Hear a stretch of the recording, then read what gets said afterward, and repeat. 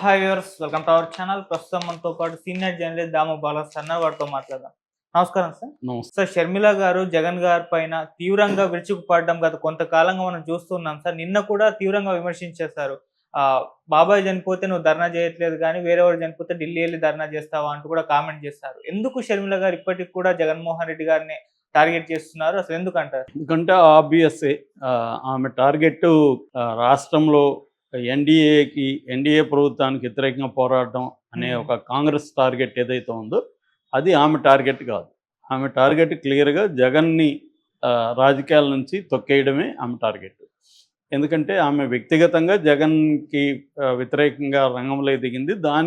దానికి కాంగ్రెస్ను ఆమె ఒక వేదికగా ఉపయోగించుకుంటుందే తప్ప క్లియర్గా ఆమెను ఎవరు పరిశీలించినా ఇది చిన్నపిల్లవాడికైనా అర్థమయ్యే విషయమే.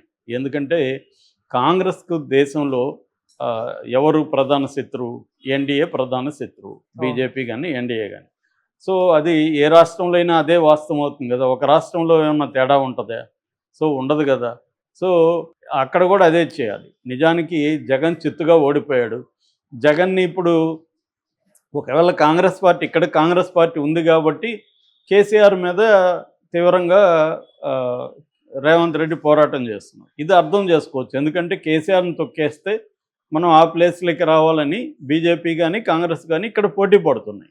కాబట్టి ఇక్కడ కేసీఆర్ ప్రతిపక్షంలో ఉండే బీఆర్ఎస్ను టార్గెట్ చేయడం అనేది రీజనబుల్గా ఉంది. అక్కడ అసలు జగన్ దారుణంగా ఓడిపోయి 11 మంది ఎమ్మెల్యేలతో మిగిలిపోయిన జగన్ మీద ఆమె టార్గెట్ చేయడం వల్ల కాంగ్రెస్ పార్టీకి ఏంటి లాభం అంటే ఒకటి లాభం కనబడుతుంది. అదేంటంటే వైసీపీలో ఉండే వాళ్ళు ఎవరైనా వస్తారేమో కాంగ్రెస్లోకి కానీ దానివల్ల జగన్ని విమర్శించడం వల్ల ఈమె వైసీపీలో నుంచి వచ్చేస్తారా? వైసీపీలో నుంచి రావాలంటే వైసీపీ వాళ్ళకి అది బెటర్ ఆల్టర్నేటివ్ అనిపించాలంటే ఈమె రాష్ట్రంలో ఉండే ప్రభుత్వానికి వ్యతిరేకంగా పోరాటాలు చేయాలి. అప్పుడు కాంగ్రెస్ పార్టీ కొంచెం బెటర్గా ఉంటుంది, దీంట్లోకి వెళ్దామని అనిపించాలి. కానీ జగన్ని ఈమె టార్గెట్ చేయడం వల్ల ఈమెకి వచ్చే లాభం, ఈమెకంటే కాంగ్రెస్ పార్టీకి వచ్చే లాభం ఏంటనేది ఎవరికి అర్థం కావట్లేదు అక్కడ. కానీ ఈమె టార్గెట్ అంతా కూడా జగన్నే చేస్తుంది. నిన్న కూడా జగన్ విషయంలో ఢిల్లీకి వెళ్ళి ధర్నా చేయడం మీద తీవ్రంగా విరుచుకుపడింది. సొంత చెల్లెలకు అన్యాయం చేశాడని చెప్పింది.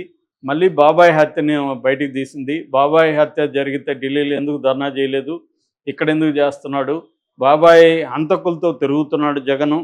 ఆ తర్వాత వినుకొండలో జరిగింది. నిజానికి తెలుగుదేశం వాళ్ళే గట్టిగా అది వ్యక్తిగత కక్ష అనట్ల, మొదట్లో అన్నారు, మళ్ళీ సైలెంట్ అయిపోయారు. ఈమె చాలా స్ట్రాంగ్గా సర్టిఫికేట్ ఇస్తుంది. వ్యక్తిగత హత్య అది రాజకీయ హత్య కాదు అని ఈమె మాట్లాడుతుంది. అంటే ఈమె చంద్రబాబు తరపున ఒకరితో పుచ్చుకొని మాట్లాడినట్టే నిన్న కనబడుతుంది. అట్లాగే అసెంబ్లీ సమావేశాలకి ఎందుకు జగన్ హాజరు కావట్లేదు, దీన్ని ఎగ్గొట్టడానికే జగన్ వెళ్ళాడు అక్కడికి అనేది కూడా ఆమె మాట్లాడింది. ఇవన్నీ అయినాక కొంత చంద్రబాబును కూడా విమర్శించకపోతే బాగుండదు అన్నట్టుగా చంద్రబాబును విమర్శ ఏంటంటే, ఇక్కడ 2 లక్షల వరకు రుణమాఫీ చేస్తారు రైతులకి, చంద్రబాబు కూడా చేయాలి అని ఒక డిమాండు. రెండవది ప్రత్యేక హోదా అడగాలి అని రెండవ డిమాండు. మూడవది ఇప్పుడు పంట నష్టం జరిగింది, నష్టపరిహారం ఇవ్వాలి అనే డిమాండ్. ఈ డిమాండ్ చేయడంలో అర్థం ఉంది. కాకపోతే నా ప్రశ్న ఏంటంటే, చంద్రబాబు ఇవ్వని హామీ రుణమాఫీ ఆయన ఇవ్వని హామీ ఇవ్వమని అడుగుతుంది కానీ ఇచ్చిన హామీలు నెరవేర్చట్లేదని అడగట్లేదు. నిన్న కూడా ఎక్కడ కూడా తల్లికి వందనం డబ్బులు ఎందుకు వేయట్లేదు, ఆల్రెడీ స్కూళ్ళు తెరిచి 2 నెలలు అవుతుంది, వాళ్ళకి అవసరం కదా ఇప్పుడు తల్లులకి, దాని ఎందుకు ఇవ్వట్లేదు. అట్లాగే వాన్లు కూడా పడిపోతున్నాయి పెద్ద ఎత్తున, పెట్టుబడికి రైతులకు అవసరం, మీరు చెప్పిన 20,000 ఎందుకు ఇవ్వట్లేదు. అట్లాగే ఉచిత బస్సు అన్నారు, ఎప్పుడు నెరవేరుస్తారు. ఆ తర్వాత 18 ఏళ్లకు పైబడిన స్త్రీలకంతా 1000 డబ్బులు వేస్తామన్నారు, అది ఎప్పుడు ఇస్తారు. 3 సిలిండర్లు అన్నారు, ఎప్పుడు ఇస్తారు. వాలంటీర్లకి 10,000 ఇస్తా ఉన్నారు, అసలు దాన్ని తేల్చట్లేదు మీరు. ఇలాంటి అనేక హామీలు ఇచ్చి ఇప్పటి వరకు దాని మీద విధాన నిర్ణయాలు కూడా ఏమి అనౌన్స్ చేయకుండా చంద్రబాబు సైలెంట్గా ఉంటే దాన్ని ఏమీ ప్రశ్నించట్లేదు. రెండవది ఓట్ ఆన్ అకౌంట్ బడ్జెట్ 7 నెలలకు ఎందుకు పెడుతున్నారు బడ్జెట్లో మీరు చెప్పిన హామీలు కేటాయించాలి కదా, అవి అడగట్లేదు. అంటే క్లియర్‌గా చంద్రబాబు ఇచ్చిన హామీలు నెరవేరుస్తున్నారా లేదా, ఎందుకు నెరవేర్చట్లేదని అడగట్లేదు. అడక్కపోగా అడుగుతున్న జగన్‌ని విమర్శిస్తుంది. అంటే క్లియర్‌గా ఆమె ఎవరి వైపు ఉన్నట్టు, క్లియర్‌గా చంద్రబాబు వైపు ఉన్నట్టు తప్ప కాంగ్రెస్ వైపు ఉన్నట్టు కాదు. మరి కాంగ్రెస్ అధిష్టానం ఎందుకు సహిస్తా ఉందో తెలీదు. ఎందుకంటే ఈమెను విమర్శించిన వాళ్ళని కాంగ్రెస్ సస్పెండ్ చేసింది. రాకేష్ రెడ్డి, ఇంకొక ఆమె ఎవరో ఉంది. వాళ్ళ ఇద్దరిని కూడా కాంగ్రెస్ సస్పెండ్ చేసింది. అంటే ఈమెను ఎవరు విమర్శించొద్దని కాంగ్రెస్ చెప్తున్నట్టే కదా క్లియర్‌గా. మరి అధిష్టానం ఆంధ్రప్రదేశ్‌కి సపరేట్‌గా ఉన్న స్కీమ్ ఏమన్నా వేసుకునిందా అనేది తెలీదు మనకి. అంటే వాళ్ళకి దేశమంతా ఒక వ్యూహం ఉంటే ఆంధ్రప్రదేశ్‌లో ఏమన్నా వ్యూహం వేరే ఉందా? ఇదైతే ఎవరికి కూడా అర్థం కాలేదు. ఎందుకంటే కాంగ్రెస్ ఈ రకంగా ఏ రకంగా బలపడుతుంది. నిజానికి ఆమె బాబాయ్ హత్య అనేది అరిగిపోయిన రికార్డు. అది మళ్ళీ వేస్తుంది. ఆల్రెడీ ఇది ఫెయిల్ అయింది. ఆ రికార్డ్ వేసుంటే ఆమెకి కనీసం డిపాజిట్ రావాలి కదా, అది నమ్ముంటే ప్రజలు. అది నమ్మట్లేదు ప్రజలు. నమ్మట్లేదంటే అది వాళ్ళకి అనవసరమైంది. వాళ్ళ జీవితాలకు సంబంధం లేదు అది. ఆల్రెడీ అది ఎప్పుడో అయిపోయింది. దాన్ని వైసీపీ ఉపయోగించుకునింది 2019లో. తర్వాత తెలుగుదేశం ఉపయోగించుకోవడానికి ప్రయత్నించింది. తెలుగుదేశం కూడా దాన్ని పక్కన పెట్టేసింది ఒక రకంగా. ఎలక్షన్లో దాని మెయిన్ అంశం తెలుగుదేశం చేయలే. ఈమె పట్టుకునింది. ఈమె పట్టుకొని సాధించింది ఏంది సాధించలే. మళ్ళీ దానికి చెప్తుంది. సో ఢిల్లీలో ధర్నా చేయడం అనేది వ్యతిరేకించొద్దని కాదు, వ్యతిరేకించవచ్చు క్లియర్‌గా. కానీ ఆమె రోల్ ఏంటి? ఆమె ప్రతిపక్షమా కాదా? ఫస్ట్ ఆఫ్ ఆల్ ఆమె జగన్‌కి ప్రతిపక్షమా, లేకపోతే కూటమికి ప్రతిపక్షమా? అది ముందు తేల్చుకోవాలి. తేల్చుకున్నప్పుడు నీ టార్గెట్ మెయిన్‌గా చంద్రబాబు కూటమి మీద వాళ్ళ హామీలు నెరవేర్చాలని చెప్పి, తర్వాత రాష్ట్రంలో శాంతి భద్రతలు లేవు.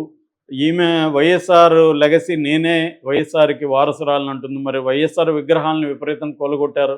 ఎస్కే యూనివర్సిటీలో వైఎస్ఆర్ విగ్రహాన్ని తీయించేశారు.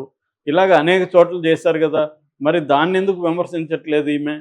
సో క్లియర్‌గా ఆమె వ్యక్తిగత అజెండాతో ఒక షర్మిలగానే ఉంది తప్ప కాంగ్రెస్ పార్టీ పీసీసీ అధ్యక్షురాలు షర్మిలగా ఆమె బిహేవ్ చేయట్లేదు. సో ఆమెకు జగన్కి మధ్య గొడవలు ఉన్నాయి. ఆస్తి గొడవలు కావచ్చు, రాజకీయ అధికారంలో పంపకం కావచ్చు, వీటి మధ్య గొడవలు ఉన్నాయి. ఈమెను ఎంటర్టైన్ చేయలేదు జగన్. దాంతో ఆమె కక్ష కట్టింది. అదేదో అంటారు కదా, పాతకాలంలో ఒక స్త్రీ కక్ష కడితే ఎలా ఉంటుందని, అలా నిన్ను నాశనం చేసే వరకు నేను నిద్రపోను అన్నట్టుగా ప్రతిజ్ఞ చేసింది. దాంతో ఆమె దిగింది అనేది క్లియర్‌గా మనకి అర్థమవుతుంది. అందుకని ఆమెకి చంద్రబాబు ఇంకొకరు అనేది ఇంపార్టెంట్ కాదు, జగనే ఇంపార్టెంట్. జగన్నే ఆమె చేస్తుంది. ఇది కాంగ్రెస్ అధిష్టానం మేలుకొని ఆమె మీద చర్య తీసుకోవడమో లేదా గట్టిగా చెప్పడమో చేస్తే మాత్రమే ఇది ఆగుతుంది తప్ప ఆమె టార్గెట్ అయితే జగనే క్లియర్‌గా. ఎందుకంటే ఆమె ప్రాక్టీస్ని గమనిస్తూ ఉంటే ముందు నుంచి కూడా వాళ్ళే చెప్తున్నట్టుగా వైసీపీ వాళ్ళు చంద్రబాబుని పూలతో కొడుతుంది, జగన్ని రాళ్లతో కొడుతుందని. రాళ్లతో కాదు, నిన్నైతే ముళ్ళ బాణాలే వేసింది జగన్ మీద. చంద్రబాబు మీద వాళ్ళు చెప్పినట్టు పూలే వేసింది. సో దానివల్ల ఇప్పుడు కాంగ్రెస్లో కూడా ఈమెకు వ్యతిరేకత పెరుగుతుంది ఖచ్చితంగా. కాంగ్రెస్ పార్టీ ఆల్రెడీ కోమాలో ఉంది.